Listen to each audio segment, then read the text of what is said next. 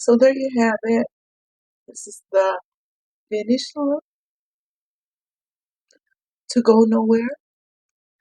These are easy peasy. You just snap these babies on because I am a short hair girl. Thank you all who stayed through all the hiccups because I had a lot of them. This is the look.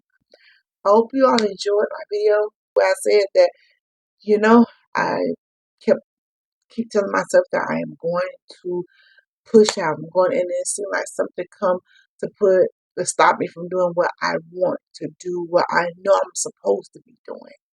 And so I had a moment on camera. I had to just turn off the camera and then come back.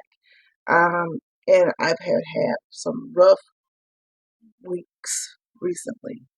And but nevertheless, I am going to get through that just like I got through everything else in life. This made me look a little fat. I don't mind. I like the thickness. Listen, this is an over 40 page, baby, but I act it in its place. Okay? Don't come up here playing with me. Don't come up and call me auntie either.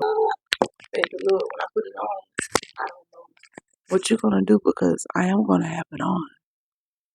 Gonna have it on. Right? I'm gonna wash this makeup off and take me a shower. Take my ass to bed. Love you.